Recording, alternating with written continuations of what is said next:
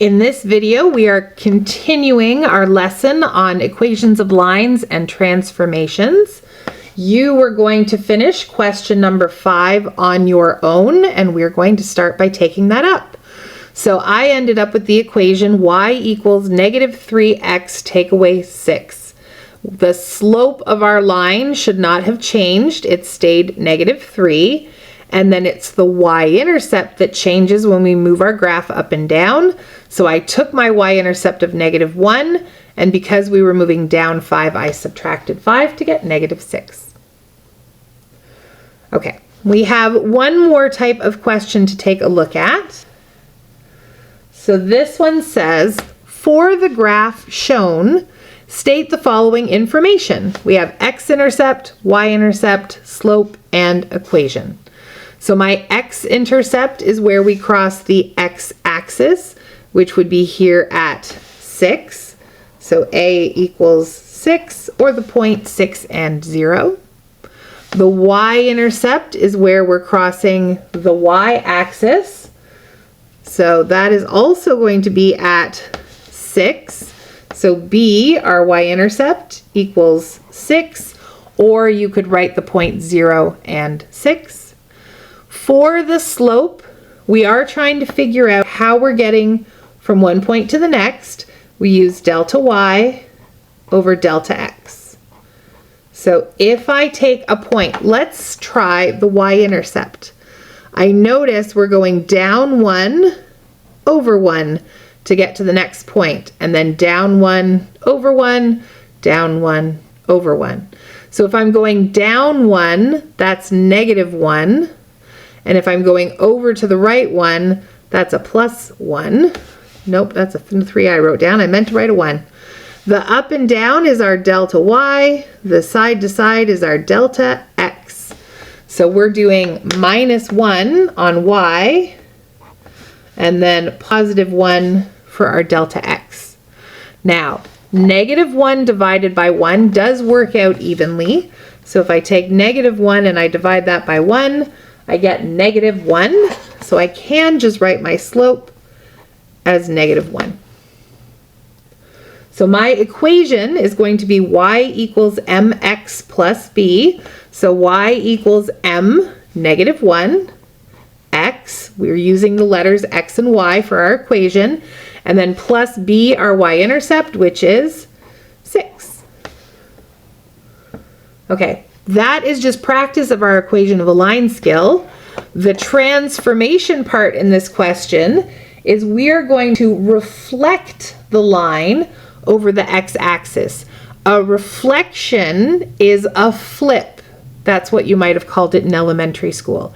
And if we're reflecting over the x-axis, this is the x-axis right here. So when I reflect, we're going to take each point and move it to the opposite side of the x-axis, but we want it to be the same distance away from the x-axis. So I think we're going to go backwards. I'm going to start with the marked points. I'm going to start with this point here. It is 2 squares away from the x-axis. So I'm going to flip it over to the other side and make it 2 squares above the x-axis.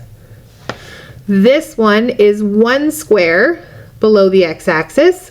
So when I reflect it or flip it, it's going to be 1 square above the x-axis.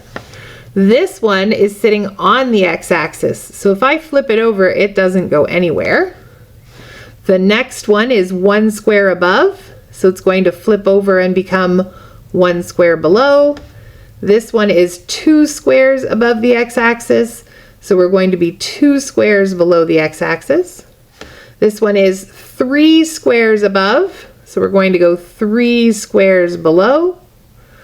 This one is 4 squares above the x-axis, so I'm going 1, 2, 3, 4 squares below. This one is 5 squares above the x-axis, so I'm going to go 1, 2, 3, 4, 5 squares below. This one is 1, 2, 3, 4, 5, 6 squares above the x-axis. So I'm going to go 1, 2, 3, 4, 5, 6 squares below the x-axis. We've got 2 more points here that we have marked. This one is 7. So we're going to go 1, 2, 3, 4, 5, 6, 7. And this last one is 8 squares above. So we're going to go 1, 2, 3, 4, 5, 6, 7, 8. Now I could choose other points on the line, but I feel like we have done enough. And I am just going to draw in my line. Make sure it goes all the way to the end of the grid with arrows on the ends.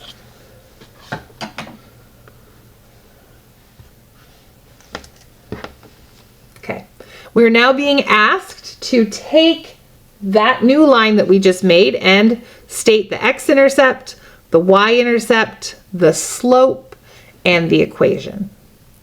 So the x-intercept is where it's crossing the x-axis. It actually didn't move. It's still sitting at 6. So my A is still 6. My y-intercept, though, is no longer up here at positive 6. It's now down here at negative 6. For our slope, we're doing delta y over delta x. So delta y over delta x. I want to pick a point. I think I'm going to start at the y-intercept, and I'm going to see how am I getting to my next point. We're going 1 square up, 1 square over, 1 square up, 1 square over. So I'm adding 1 to y, and I'm adding 1 to x. So we're doing 1 over 1, and 1 divided by 1 is just 1. So my slope is 1.